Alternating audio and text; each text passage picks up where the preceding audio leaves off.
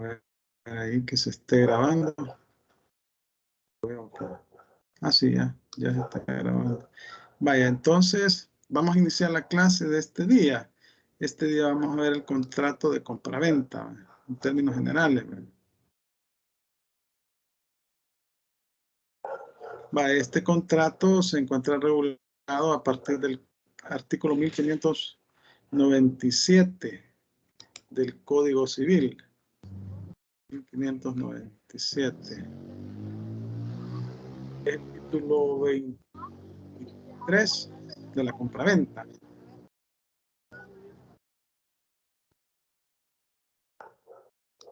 Lo vamos a ver acá de una manera general, ¿verdad? De una manera general. Porque que ya me lo voy a pasar. Esa era su tarea. Alguien ha dejado encendido el micrófono.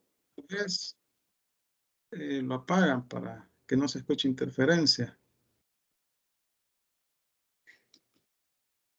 Entonces, el contrato de compraventa es un contrato por medio del cual se establece dos partes, el comprador y el vendedor, ¿verdad? Está conformado por dos sujetos, comprador y vendedor. El comprador es el que entrega la cosa. No, al revés. El vendedor es el que entrega la cosa. El comprador es el que paga el precio por la cosa. Así es. Y ya el artículo 1597 del Código Civil lo regula. La compraventa es un contrato en que una de las partes se obliga a dar una cosa, que es el vendedor, y la otra pagarla en dinero, que es el comprador. Aquella se dice vender y está comprar. El dinero que el comprador da por la cosa vendida se llama precio. Entonces, uno de los dos sujetos, uno entrega la cosa, que es el vendedor,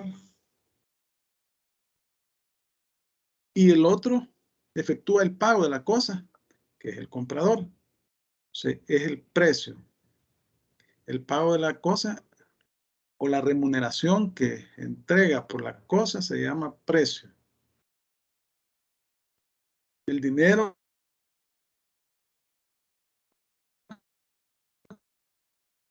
que el comprador da por la cosa vendida se llama precio. La obligación principal del vendedor es entregar la cosa. Y la obligación principal del comprador es efectuar el pago de la cosa en el precio convenido por ambas partes. Además, el vendedor responde por la evicción. Y el comprador está obligado a efectuar el pago de esa cosa en el tiempo convenido.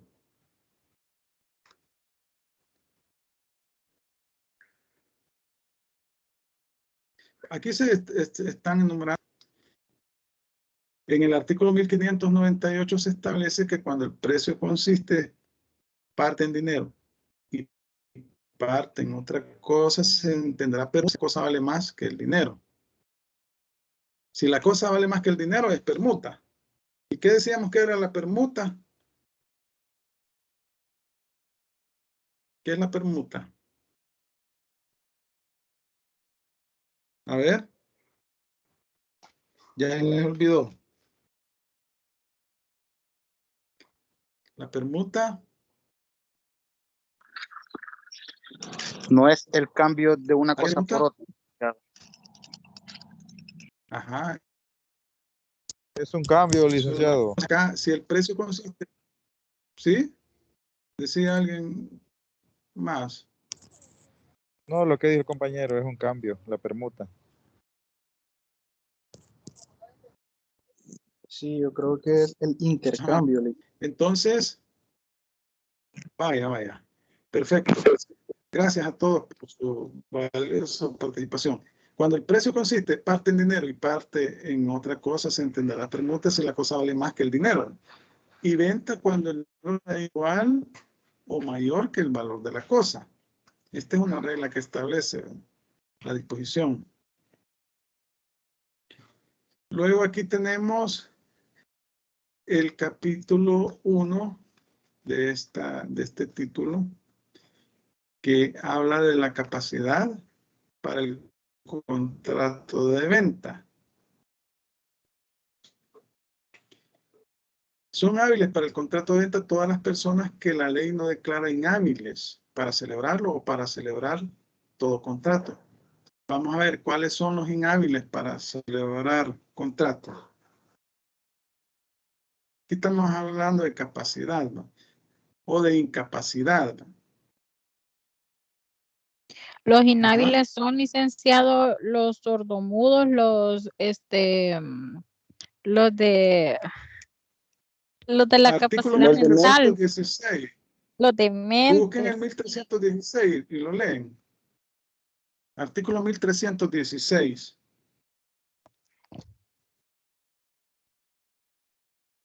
Se lo leo, Lick. Vaya, por favor.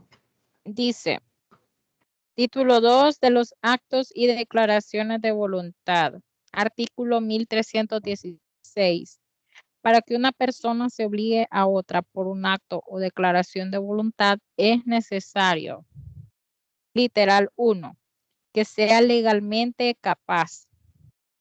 2, que consienta en dicho acto o declaración y su consentimiento no adolezca de vicio.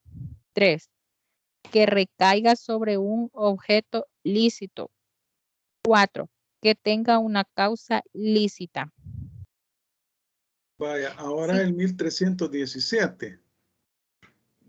Dice, toda persona es legalmente capaz, excepto aquellas que la ley declara incapaces. Ajá. Y entonces, ¿quiénes son los incapaces? En el artículo 1318 dice, son absolutamente incapaces los dementes, los impúberes y los sordos que no puedan darse a entender de manera indudable.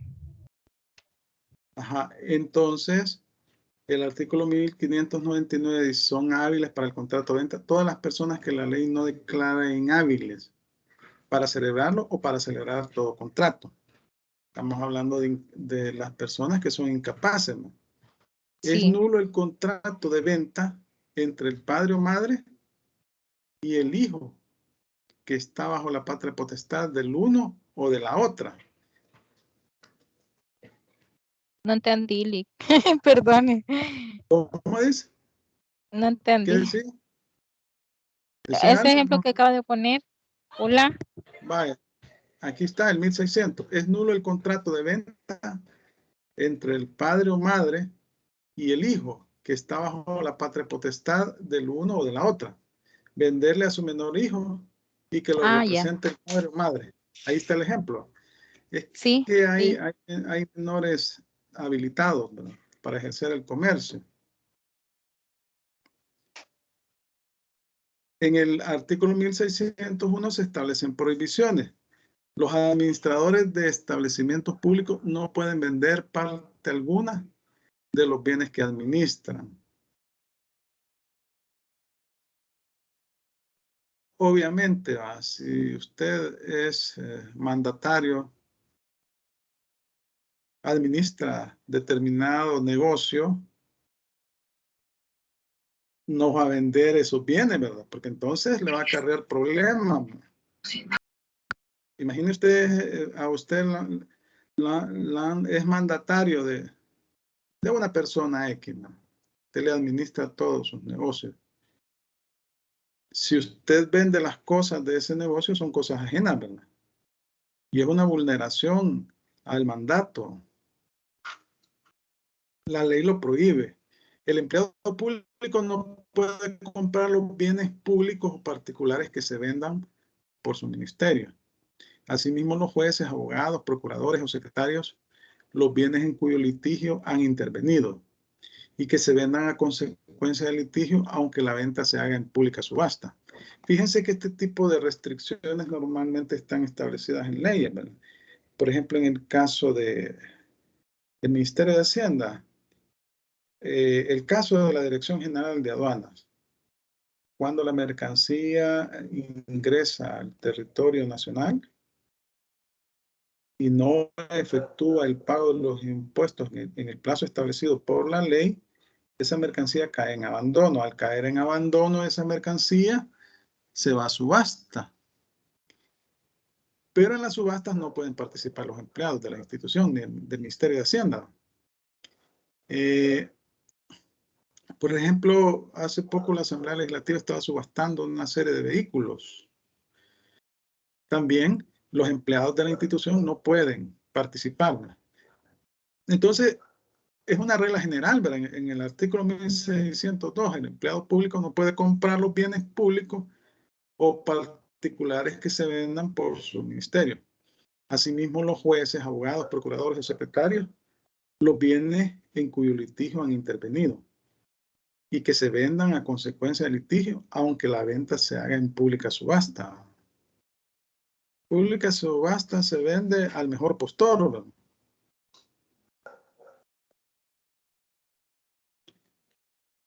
En el capítulo 2, forma y requisitos del contrato de venta. La venta se reporta perfecta desde que las partes han convenido en la cosa que es objeto de la venta y en el precio, salvo las excepciones siguientes y las contenidas en leyes especiales. La venta de los bienes raíces y servidumbre y la de una sucesión hereditaria no se reputan perfectas ante la ley mientras no sea otorgada escritura pública. En estos casos estamos hablando de una solemnidad, ¿verdad? Debe existir una escritura pública. ¿Y la escritura pública se realiza ante quién? ¿Ante qué funcionario?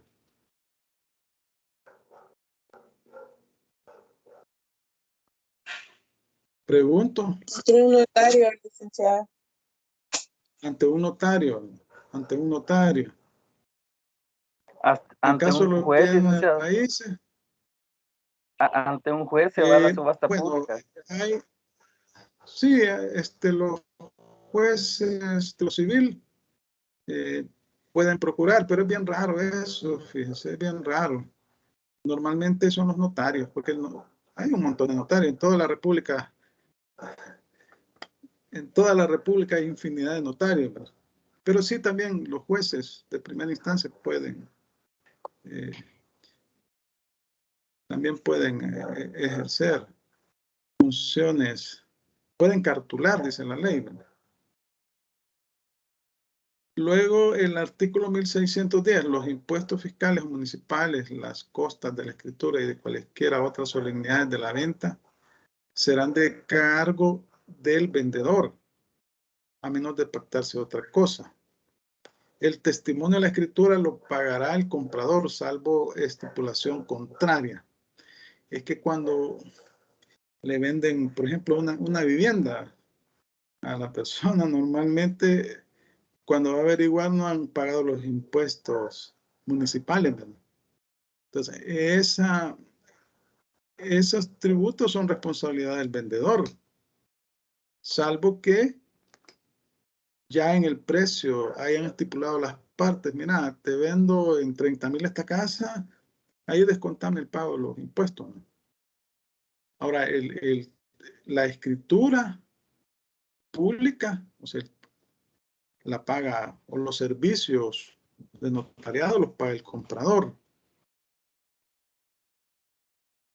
Así está establecido en la ley. Salvo pacto en contrario. El precio, capítulo 3. El precio de la venta debe ser determinado por los contratantes. Podrá hacerse esta determinación por cualesquiera medios e indicaciones que lo fijen. Si se trata de cosas fungibles, ¿qué decíamos que son las cosas fungibles? ¿Qué son las cosas fungibles? Las que tenemos a la vista o podemos tocar, licenciado, y ver. Fungibles. ¿Qué dicen los demás? Es aquello Cosas que fungibles. lo que se va gastando conforme el uso que se le da. Ajá, se consumen por el uso. Un ejemplo clásico, El dinero, decía usted, licenciado, en el la clase dinero. anterior. Ajá, correcto. Lo que decía su compañera, ¿qué tipo de cosa es? Un bien mueble corporal, ¿verdad? Que se Tangible, pueden licenciado. tocar, percibir. Sí, es un bien mueble corporal que se puede percibir por los sentidos, se puede tocar, ¿verdad? Pero las cosas fungibles se consumen por el uso. Sí, también se pueden ver y se pueden tocar, ¿verdad? El dinero se puede ver y tocar, ¿verdad?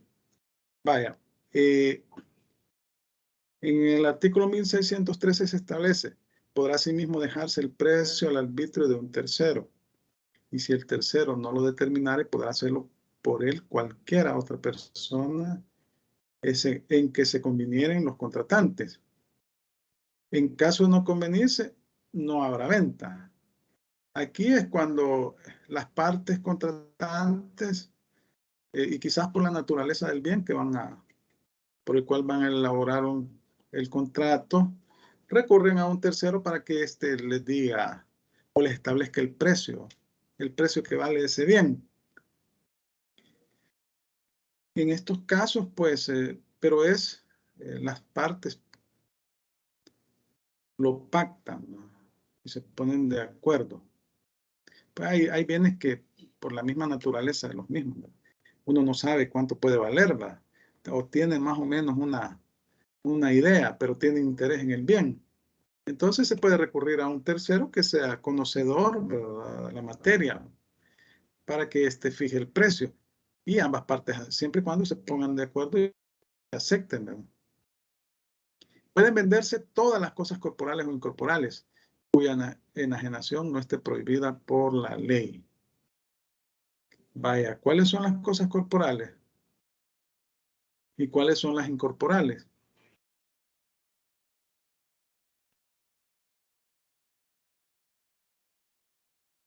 Cosas corporales y cosas incorporales. A ver.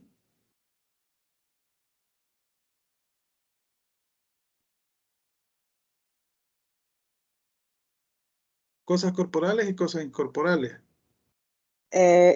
Las incorporales son aquellas que consisten en meros derechos, ¿verdad?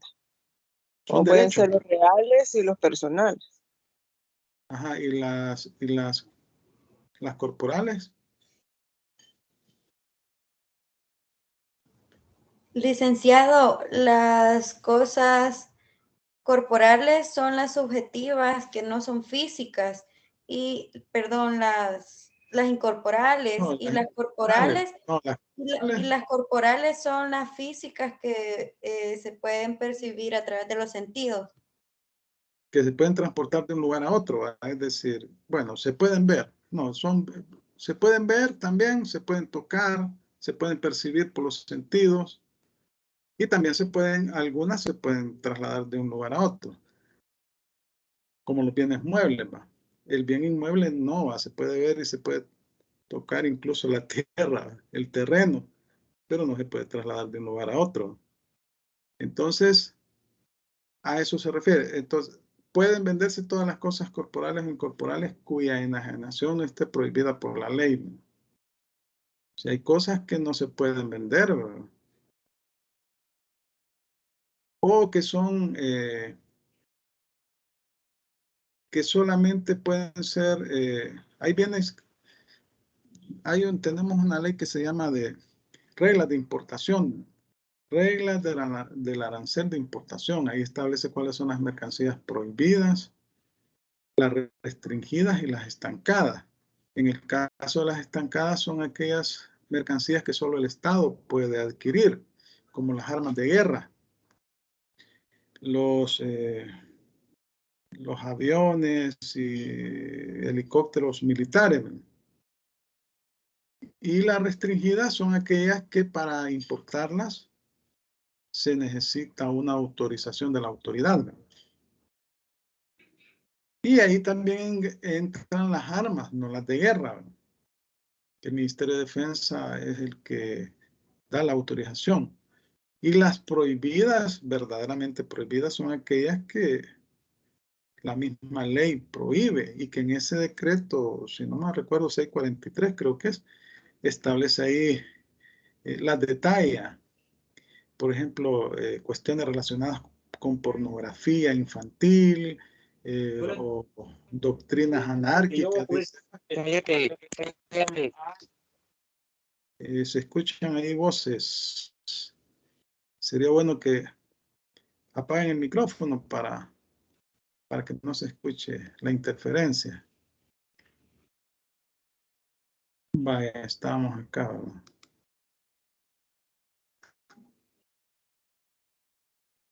De las obligaciones del vendedor y primeramente la obligación de entregar. En el artículo 1627 se establece la obligación del vendedor,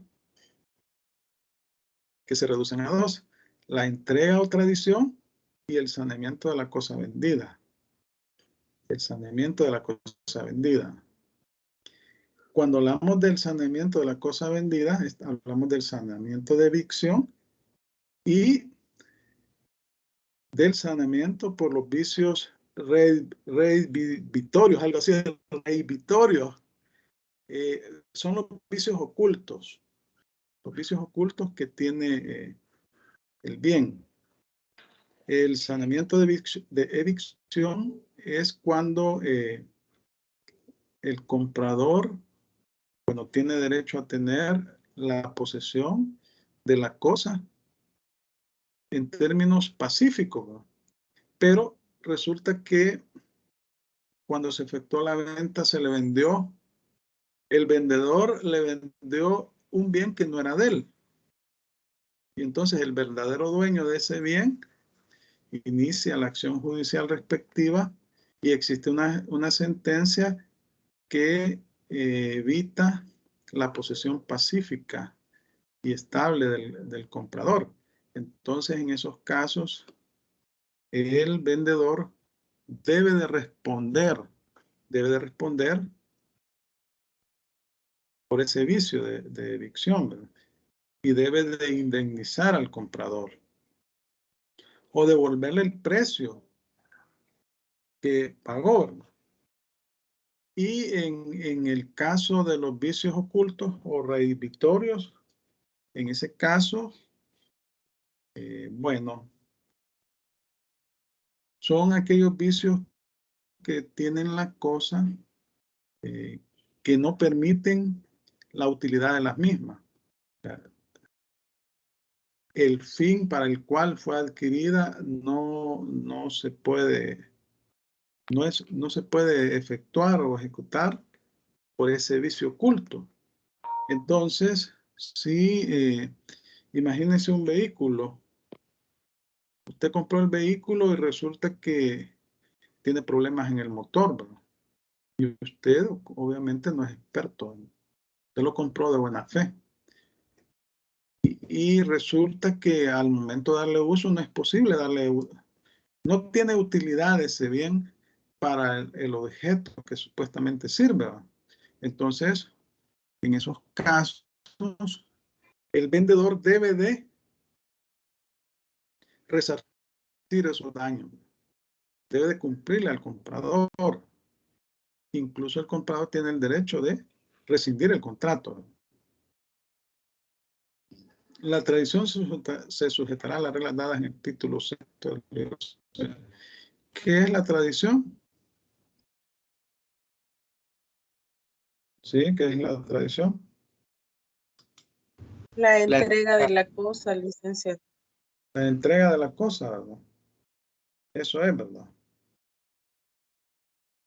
Claro, Sí, licenciado. a usted puede hacer el contrato de compraventa, le entregan el vehículo, pero resulta que si no lo va a inscribir al registro, entonces solo tiene la compraventa. Y si luego el mismo vehículo se lo venden a otra persona y este lo va a inscribir, entonces ahí perdió. Pero en esos casos, pues el vendedor debe responderle al comprador. ¿Sí? Licenciado, y una pregunta. Ahí dice, ¿verdad?, que el vendedor está obligado pues a sanear la cosa vendida. ¿Cómo queda el caso, por ejemplo, si yo compro un vehículo, pero aparentemente está bien, todo bien, pero de aquí en unos 5 días empieza a fallar? O No, no por sé, eso, sí, podría ser 10 días. los vicios ocultos.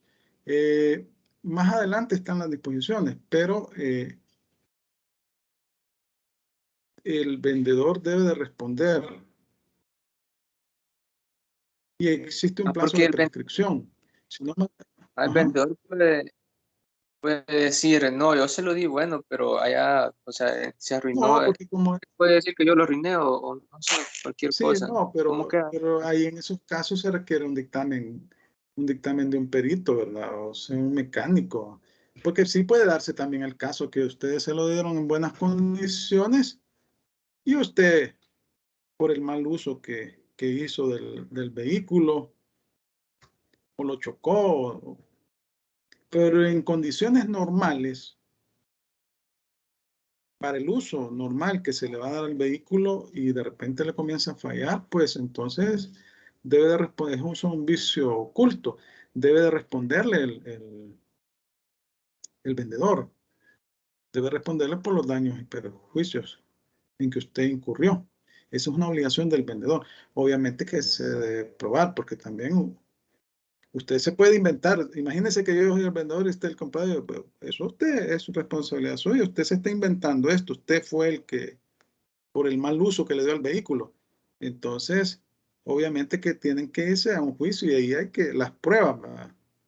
Debe existir un peritaje para determinar. Obviamente que si el vicio oculto se ha generado antes de efectuarse la venta, o sea, ya venía ese vicio oculto, se tiene que demostrar eso. Entonces, es obligación del vendedor responder. Pero si es posterior a la venta y es como consecuencia del mal uso que usted le dio o que chocó, no sé, cualquier cosa de ese tipo, entonces sí, no tiene derecho. Esa es una cuestión de prueba.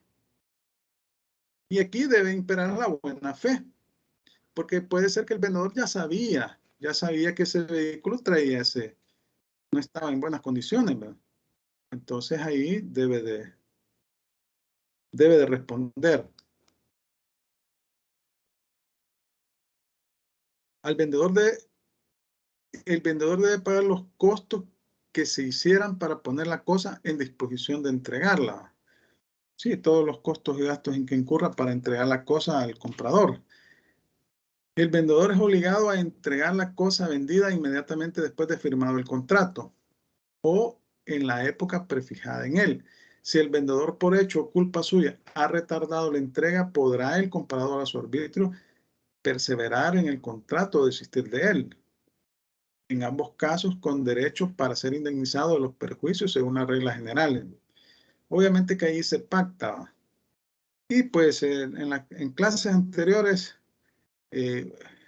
no me acuerdo quién fue que dijo que no le habían entregado en tiempo el bien. Entonces, a veces también, para evitar andar en pleitos, en litigios, a veces las partes se flexibilizan, pero depende, va el tiempo. Debe de entregar la cosa en el tiempo fijado en el contrato. De lo contrario, debe de asumir las consecuencias.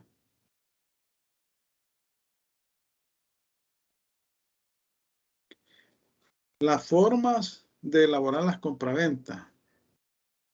Bueno, pero antes veamos esto de los vicios.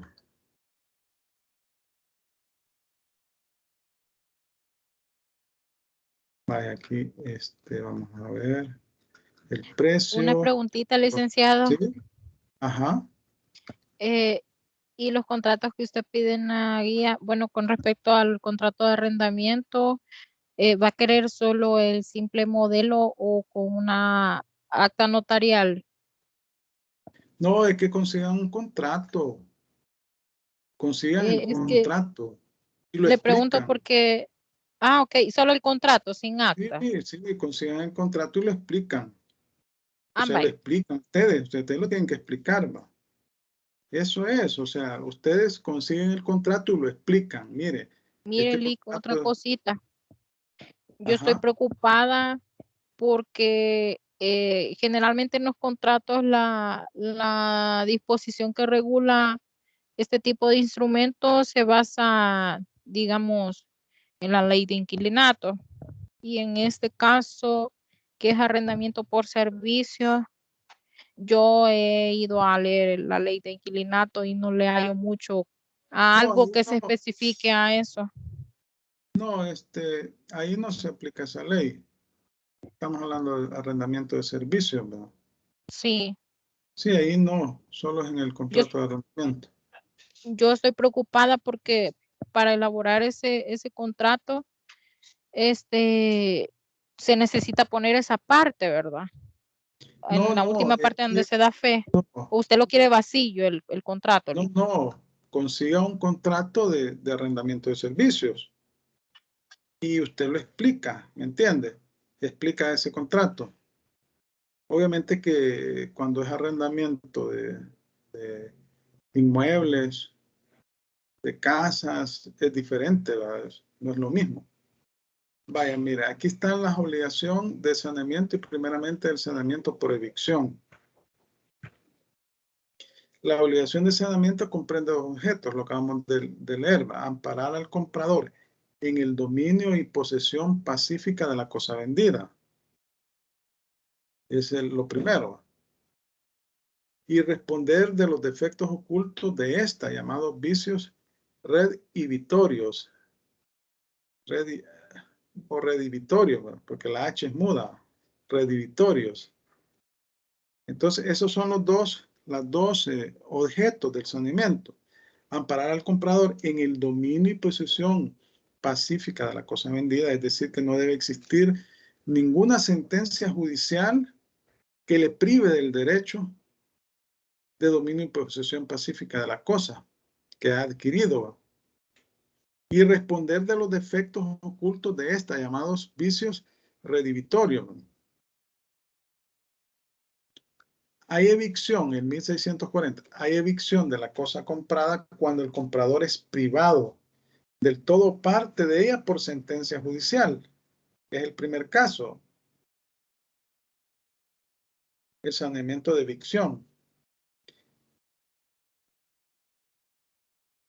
El vendedor es obligado a sanear al comprador todas las evicciones que tenga una causa anterior a la venta, salvo en cuanto se haya estipulado lo contrario, porque puede ser que le convenga al comprador comprar el bien en esos términos, ¿no? Depende cuál sea el objetivo que pretende el comprador.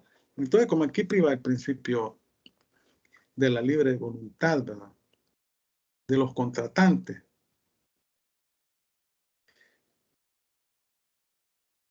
La acción del saneamiento se intentará contra todos los herederos del vendedor, pero cada uno de estos es responsable solamente a prorrata de su cuota hereditaria. Bueno, en caso que fallece, ¿verdad?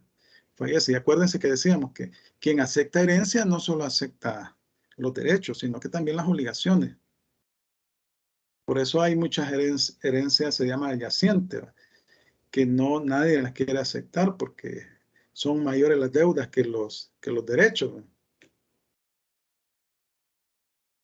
Vamos a ver algunas disposiciones.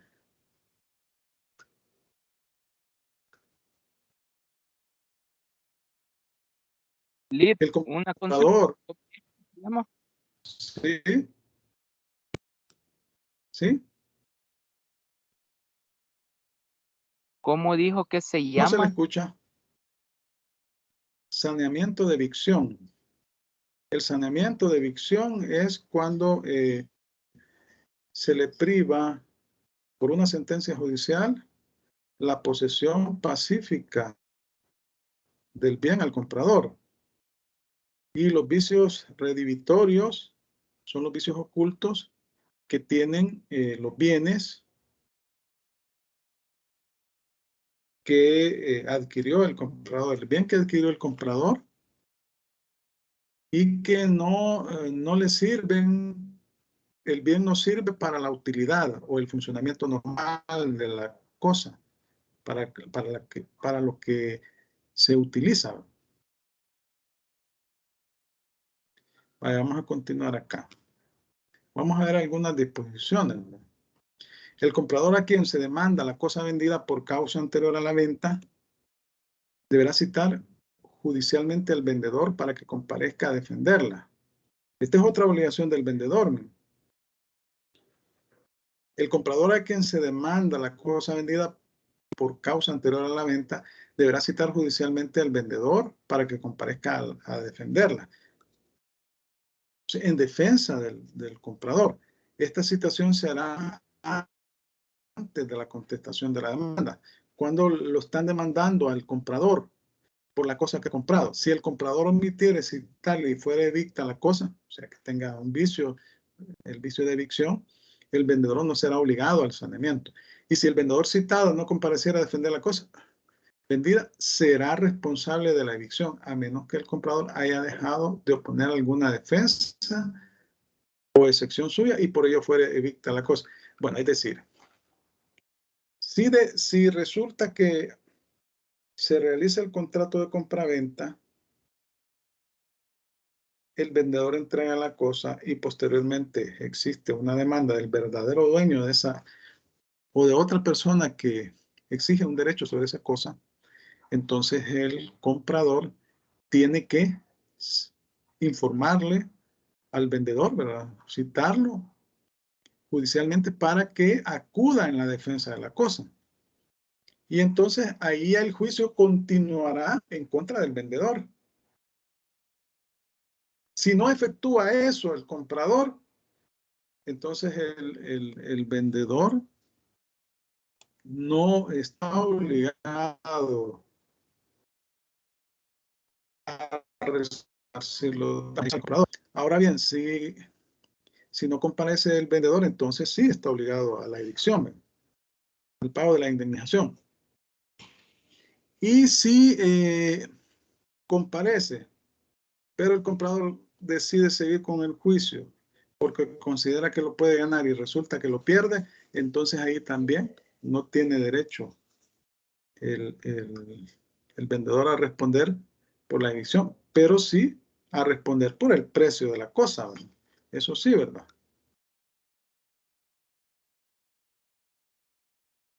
El saneamiento de evicción a que está obligado el vendedor comprende el artículo 1649. La restitución del precio, aunque la cosa al tiempo de la evicción valga menos. La de las costas legales del contrato de venta que hubieran sido satisfechas por el comprador. La del valor de los frutos que el comprador hubiera sido obligado a restituir al dueño sin perjuicio de lo dispuesto en el 1647. Si el vendedor no pone medio alguno de defensa y se allana al saneamiento en el caso del juicio, podrá con todo el comprador sostener por sí mismo la defensa. Y si es vencido, bueno, es el caso que les decía, que si el vendedor comparece en el juicio y en este caso se allana o dice que tiene razón el tercero que está demandando, entonces debe de cumplir, debe de indemnizar al comprador. Pero si el comprador dice, no, este juicio lo gano y lo pierde, ¿va? En esos casos ya no es responsable el vendedor, ¿va? La de las costas que el comprador hubiera sufrido a consecuencia y por efecto de la demanda, sin perjuicio de lo dispuesto en el mismo artículo, en el 1647. El aumento de valor que la cosa evicta haya tomado en poder del comprador, aún por causas naturales o por el mero transcurso del tiempo. Estas son las obligaciones que tiene el vendedor, o sea, en el caso del saneamiento de evicción.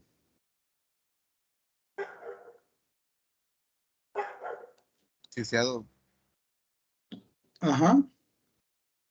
tengo una duda. ¿Las partes intervinientes solo son comprador y vendedor o hay más personas que intervienen? Comprador y vendedor. Aquí ya estamos, es que aquí estamos hablando ya el caso de que usted efectuó una compraventa, le entregaron el bien y resulta que apareció otra persona exigiendo derechos sobre esa cosa y lo demanda. Eso ya es independiente del contrato de compraventa. ¿Sí? Y entonces ahí estamos hablando del saneamiento de evicción. Ah, ok, gracias. Que ocurre posteriormente. A ver, sigamos acá.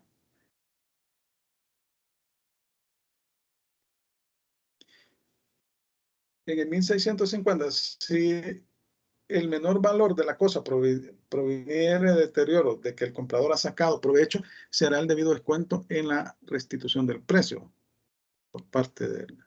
Cuando el vendedor efectúe el pago, ¿verdad? El vendedor será obligado a reembolsar al comprador el aumento de valor que provenga de las mejoras necesarias o útiles hechas por el comprador, salvo en cuanto el que obtuvo la evicción haya sido condenado a abonarla. Bueno, aquí estamos hablando de que en el caso del juicio, ¿verdad? Si no puede dos veces recibir, si la persona que demandó perdió el juicio o la persona, el tercero que demandó al comprador, ganó el juicio, mejor dicho, y le reconoció al comprador las mejoras que hizo en el bien que adquirió, entonces el vendedor, en este caso, cuando de la evicción, no va a responder por esas mejoras, ¿verdad? Porque ya le pagó el otro. El vendedor de mala fe será obligado aún al reembolso de lo que importen las mejoras voluptuarias, o sea, aquellas mejoras que no son necesarias, pero que son más lujosas, ¿no? Vaya, vamos a ver. El saneamiento por vicios redivitorios. Artículo 1659. Se llama acción redivitoria la que tiene el comprador para que se rescinda la venta o se rebaje proporcionalmente el precio por los vicios ocultos de la cosa vendida a raíz de un mueble llamados redivitorios. Son vicios redivitorios los que reúnen las calidades siguientes. Haber existido al tiempo de la venta. El caso del vehículo que mencionaba el compañero, ¿verdad? Es que a los 5 días comenzó a fallar, ¿verdad? Seguramente ese vicio oculto al momento de la venta ya existía. Obviamente que debe de demostrarse. Ser tales que por ellos la cosa vendida no sirva para su uso natural o solo sirva imperfectamente, de manera que sea de presumir que conociéndolos el comprador no la hubiera comprado o la hubiera comprado a mucho menos precio.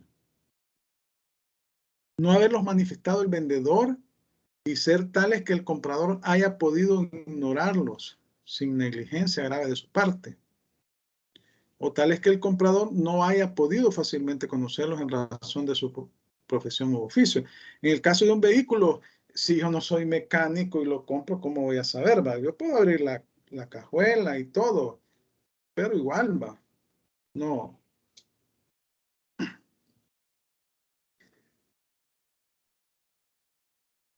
Entonces, estos son los vicios rehabilitatorios, los que reúnen las calidades siguientes. Aquí los establece, son 3. Ha existido el tiempo de la venta, ser tales que por ellos la cosa vendida no sirva para su uso natural o lo haga de forma imperfecta, y no haberlos manifestado al vendedor y ser tales que el comprador haya podido ignorarlos sin negligencia grave de su parte. Porque si es mecánico y prueba el vehículo y sabe que está dañado, obviamente que En ese caso sería negligencia. Pero ahí puede cambiar o modificar el precio de la venta, ¿no? Mira, esto está malo. Aquí el carburador o lo que sea, ¿verdad? Entonces ahí puede reducirse el precio. Artículo 1651. Si se ha estipulado que el vendedor no estuviese obligado al saneamiento por oculto de la cosa, estará sin embargo obligado a sanear a aquellos de que tuvo conocimiento y de que no dio noticia al comprador.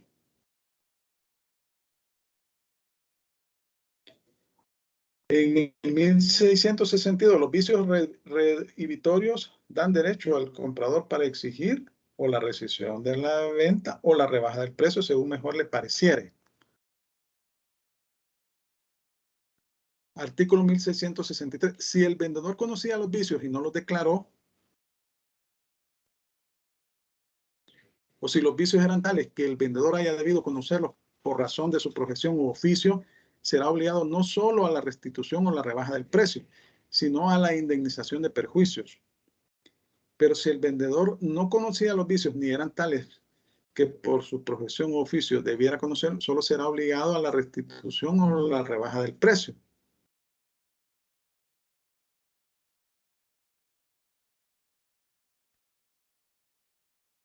Si la cosa viciosa, artículo 1664, si la cosa viciosa ha perecido después de verificada la tradición, no por eso perderá el comprador el derecho que hubiere tenido a la rebaja del precio, aunque la cosa haya perecido en su poder y por su culpa.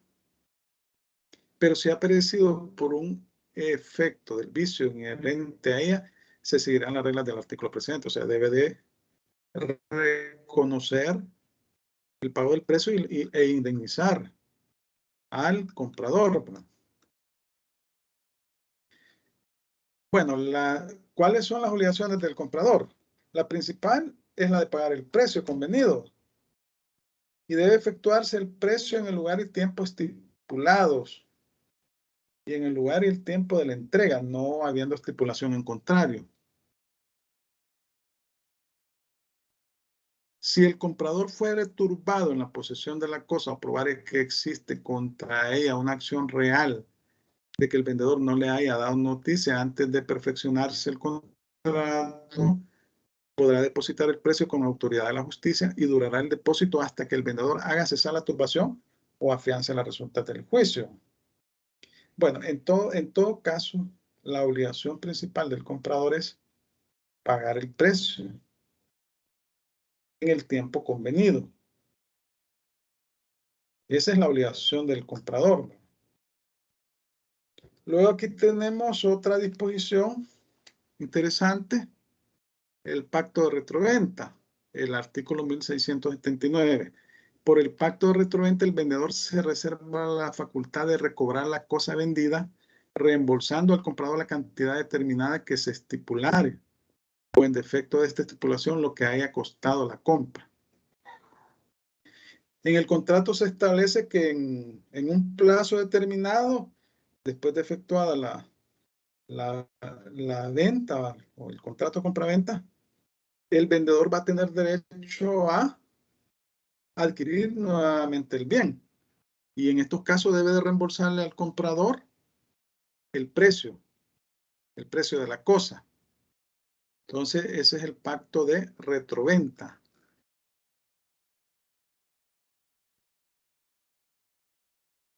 Entonces, esto es lo más, digamos, elemental de este contrato.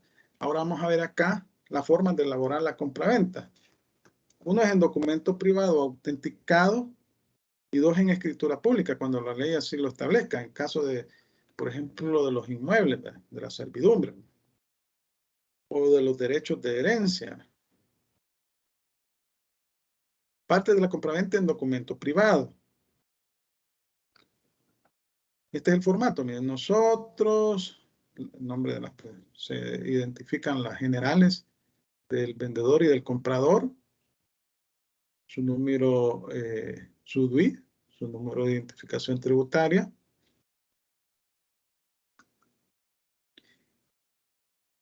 Vehículo que no ha sido inscrito en Sertracen y la tarjeta de circulación está a nombre del antiguo dueño. Esto es bien común, bien común. Otorgamos el primero. Uno, que el vendedor sea un documento privado de compraventa de vehículo otorgado en la ciudad de San Salvador a las 14 horas. Se hace relación al documento privado. Soy dueño y actual poseedor y se enumeran las características del vehículo. Si está inscrito en Sertracen y tiene tarjeta de circulación, entonces hay que según tarjeta de circulación soy dueño y actual poseedor del vehículo tal. Se enumeran las características. Precio.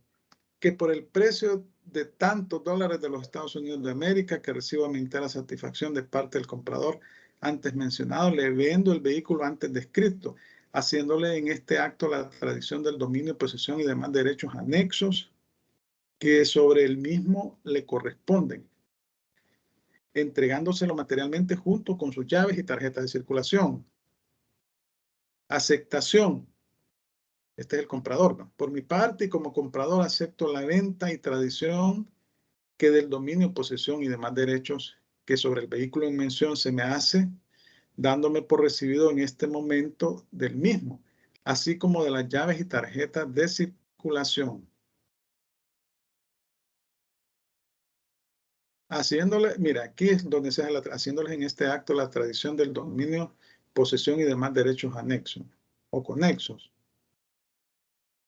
Ambos contratantes para los efectos legales de este instrumento señalamos como domicilio especial el de esta ciudad, a cuyos tribunales nos sometemos expresamente en caso de acción judicial. Notificamos en todas sus partes el contenido del presente documento, en fe de lo cual firmamos en la ciudad de San Salvador.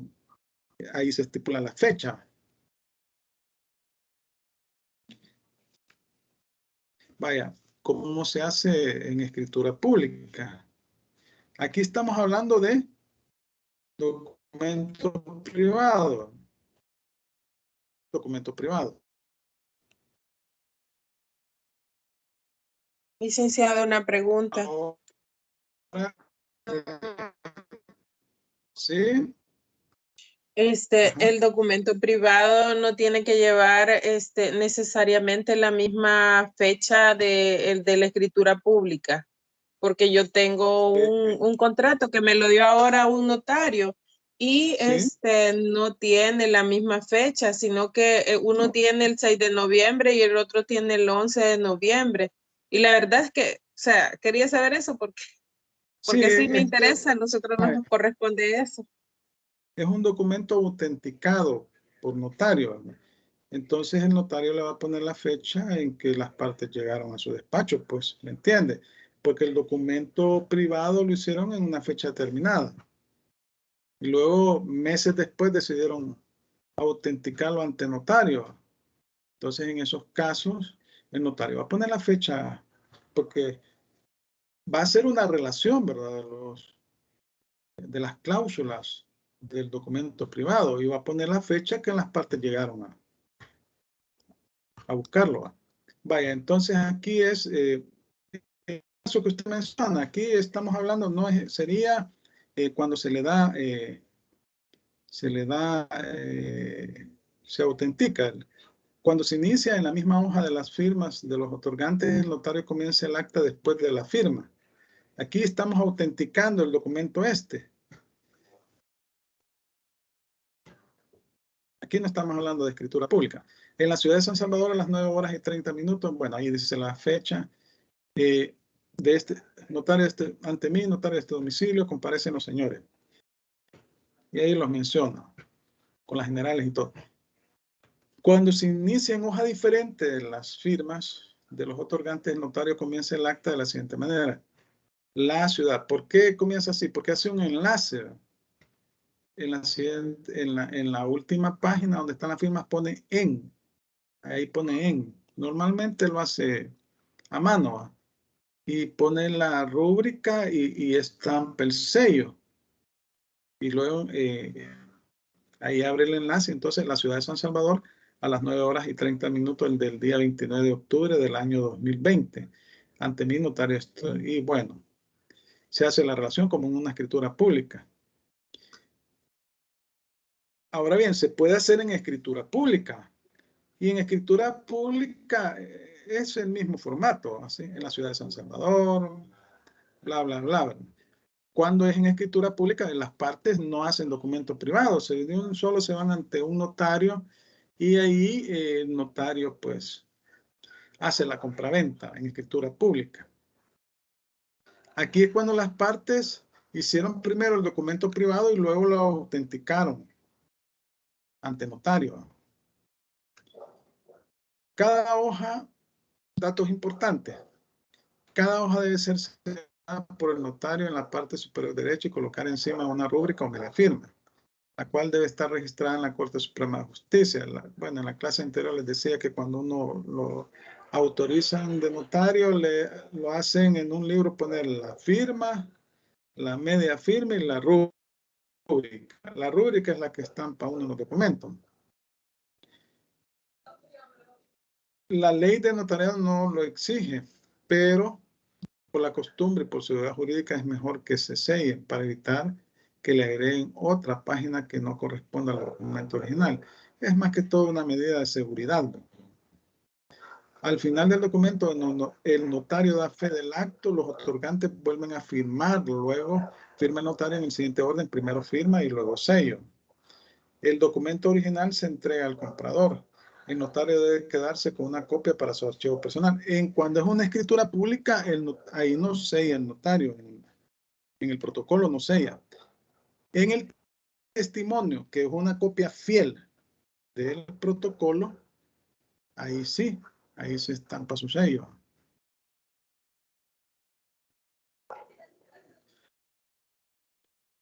Ley del notariado, artículo 2. Los instrumentos notariales o instrumentos públicos son escritura matriz, que es la que se asienta en el protocolo, escritura pública o testimonio, que es aquella en que se reproduce la escritura matriz, y actas notariales, que son las que no se asientan en el protocolo.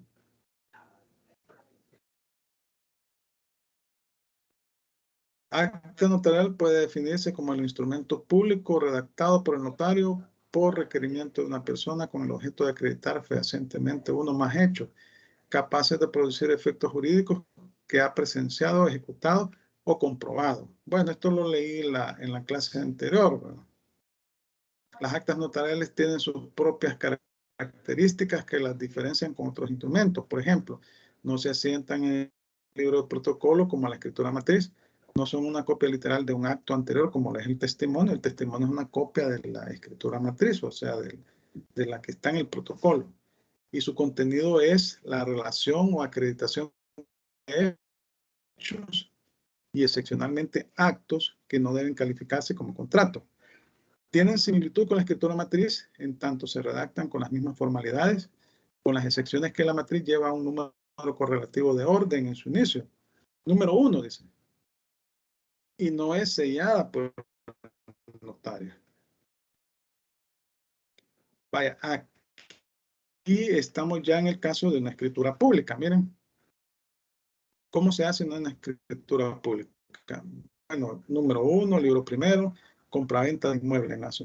Acuérdense que en el caso de los inmuebles, la ley exige una solemnidad que deben constar en una escritura pública. En el caso de los vehículos, no, ¿verdad? Pero en el caso de los inmuebles, es un requisito indispensable exigido por la ley. Ya lo vimos ahí, en la disposición. Entonces, además los inmuebles se deben de registrar, se deben de inscribir en el registro de la propiedad raíz y hipoteca. Y no le van a registrar ningún inmueble si usted no lleva el testimonio de la escritura pública. O si lleva un instrumento privado, jamás se lo van a inscribir. Aquí está la fecha, el nombre del notario, comparece el señor tal, quien es de tantos años, el vendedor, ¿va? Y me dice, aquí se debe relacionar al antecedente cuando se trata de un inmueble. El antecedente es lo que está en la escritura anterior, ¿va? La escritura de compraventa anterior. que la tiene el vendedor porque él es el que está vendiendo. Y me dice que según inscripción en la matrícula número tal del registro de la propiedad, raíz e hipotecas de este departamento, es dueño y actual poseedor de un inmueble de naturaleza rústico urbano situado en la jurisdicción tal, marcado. Bueno, aquí están la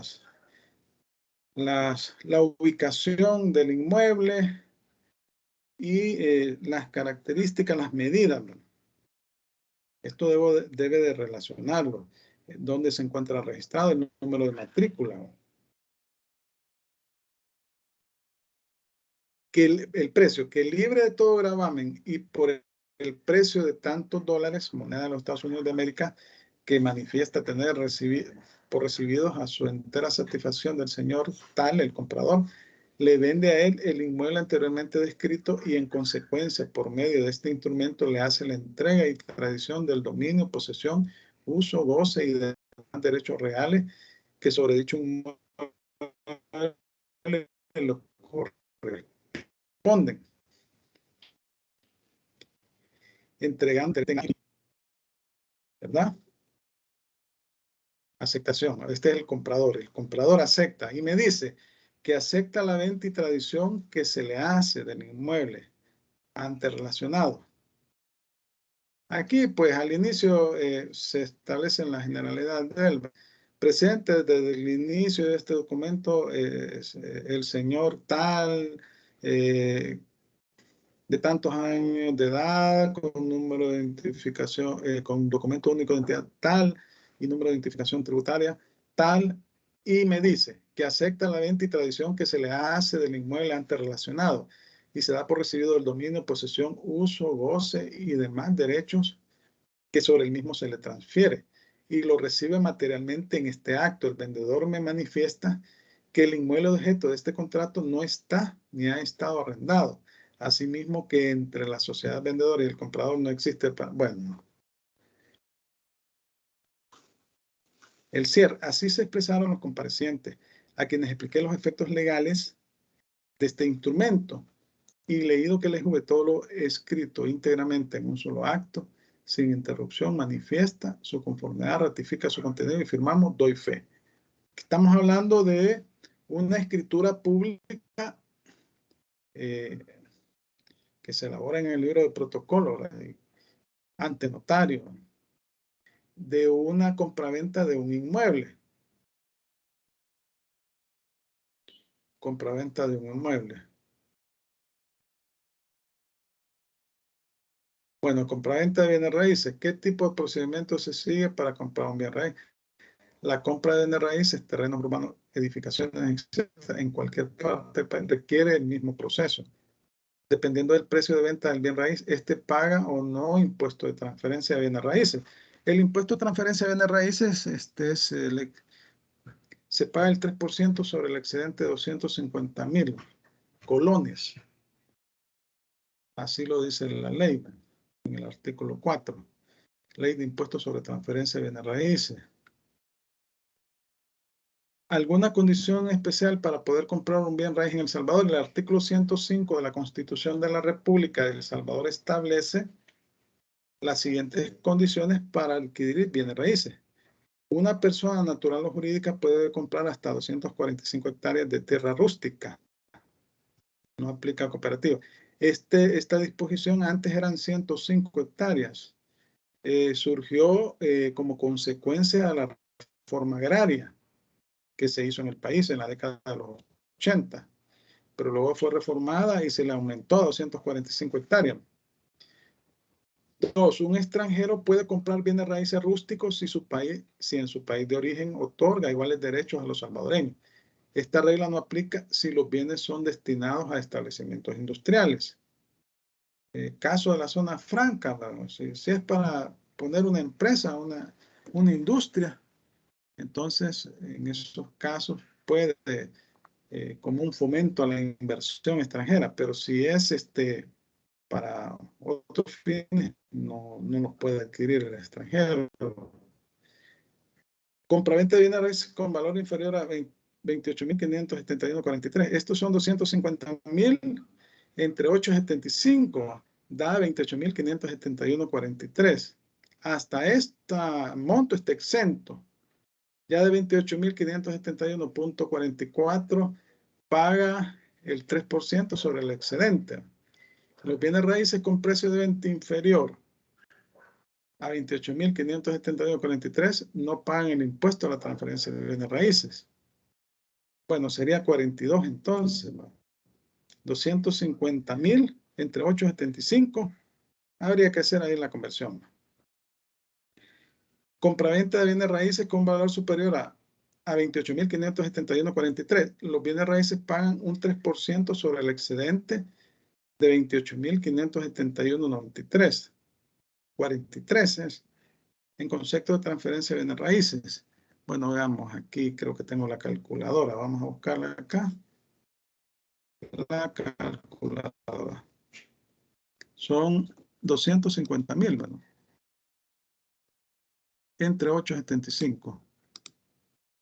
La ley habla de 250.000. Son 28.571.43. Hasta ahí está exento. De 28.571.44, ahí paga el 3% sobre el excedente de 28.571.43. Aquí hay error, lo vamos a corregir. Lo corregimos.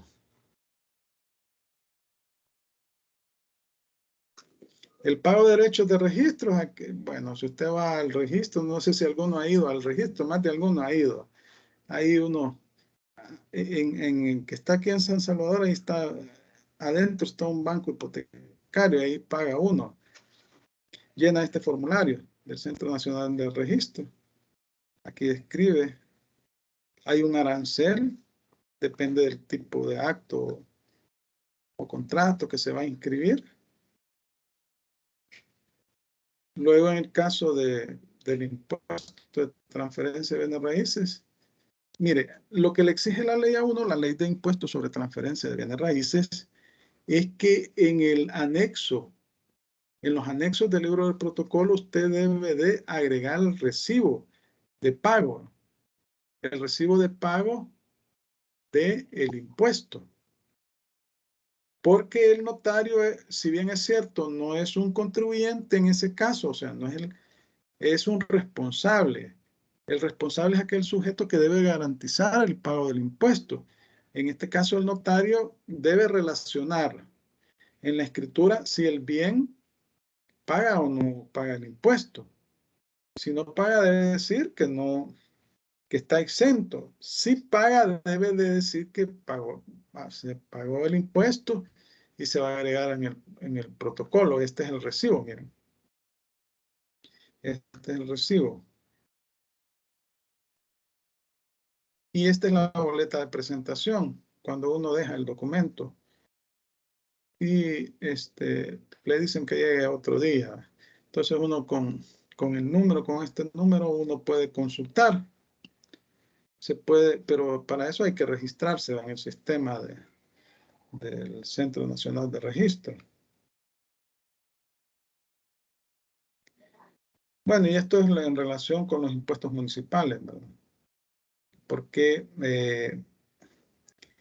para inscribir compraventas, donaciones, cuando hay transferencia de bienes, debe de estar solvente de los impuestos, en el caso de los impuestos tributarios o los impuestos internos. Eso está en el Código Tributario, si no mal recuerdo, en el artículo 175, si no mal recuerdo, ahí se establecen los casos en los cuales se requiere solvencia de impuestos. Entonces, en esa misma disposición se establece que para inscribir, por ejemplo, una compraventa, debe de estar solvente de los impuestos, ¿no? O una donación. Y se debe también declarar. En los primeros 30 días del mes de enero, el notario debe declarar en un formulario que el Ministerio de Hacienda le da. Bueno, se baja en el sistema informático. Debe declarar los instrumentos en los que se hizo el traspaso de bienes, ¿verdad? Las donaciones, las compraventas, etcétera. Bueno, y aquí están algunas disposiciones relacionadas con las tasas, el Código Civil, la Ley de Procedimientos Uniformes para la presentación, trámite y registro de depósitos de instrumentos en los registros de la propiedad raíz hipoteca, Ley de Impuestos sobre Transferencia de Bienes Raíces, ahí están las disposiciones señaladas, ¿verdad? Ley relativa a las tarifas y otras disposiciones administrativas del registro de la propiedad raíz e hipotecas, ordenanza reguladora de las tasas de servicios municipales de la ciudad de San Salvador. Bueno, son 262 municipios y cada municipio tiene sus propias ordenanzas. Reglamento de la ley de reestructuración del registro de la propiedad raíz e hipoteca, tarifa de arbitrio de la municipalidad de San Salvador. Y aquí les vuelvo a reiterar, cada municipalidad tiene sus propias leyes de impuestos también, ¿verdad? Esta tarifa de arbitrio es una ley de impuestos. Entonces, esto sería, digamos, las generalidades del contrato, de lo más elemental de lo que es el contrato de compraventa. Si tienen alguna consulta, le reitero, ya son las 8 y 9, le reitero, háganme el favor, un miembro del grupo, de enviarme el listado actualizado de los grupos. Hoy o a más tardar mañana. Respóndanme el mensaje en el aula virtual. Aquí quiero ver dónde tengo el aula virtual. Vamos a buscar. Aquí hay un foro de conformación de grupos de trabajo. Eso está al inicio del aula. Aquí ve. Foro de conformación de grupos de trabajo. Ingresan ahí y me responden el mensaje. Aquí ya me respondieron. Entonces, ahí díganme cómo están conformados los grupos, la actualización, ¿verdad? Recibiría solo 10 mensajes, no me vayan a mandar del mismo grupo un montón de mensajes, ¿verdad? Y para que las personas que no tienen grupo también puedan ver aquellos grupos que no tienen la totalidad de sus miembros y puedan incorporarse en los mismos. Y ahí les pido flexibilidad en el sentido de que pues los puedan incorporar porque vale 40% de la nota. Sí, Juárez, solo Juárez aparece. Sí, así chiquitito. Fíjense que yo tengo una incógnita. No sé, vaya, si tenemos nosotros el contrato de compraventa, por ejemplo, nosotros lo vamos a poner en Word o en PDF y después vamos a hacer la presentación y la vamos a explicar. De eso es lo que hablamos, de la presentación es que hablamos de esas 20 a 25 páginas, porque aquí en la guía de trabajo dice que de 20 a 25 páginas y eso solamente tiene 2 páginas. No, el contrato. Trabajo. No, el trabajo, es que usted tiene que desarrollar el trabajo. Usted me va a entregar el trabajo y luego va a hacer una presentación de ese trabajo. ¿Sí? Ya usted entiendo. Va a desarrollar el trabajo. Yo le he dejado un trabajo. Ese trabajo sí, debe tener ese límite y luego usted va a hacer una presentación tomando de base ese trabajo. ¿Sí? Entiendo. Así entonces. Es. Sí, está Así bien, es. gracias. Un trabajo. Es el que yo voy a calificar. Ese trabajo vale 70% de la nota total de la defensa vale 30%, o sea que estamos hablando de 10. Usted si ve en la rúbrica, ahí está desarrollado cómo lo voy a calificar. Los primeros 7 puntos son de trabajo y los 3 puntos restantes son de la defensa, que es la exposición. Y la exposición consiste en 2 cosas. Uno es elaborar la diapositiva y 2, exponerla. Bueno, si tienen... Sí, está bien. Ajá, estamos claros, ¿verdad? Bueno, ya son las 8 pasaditas y 10 pasaditas.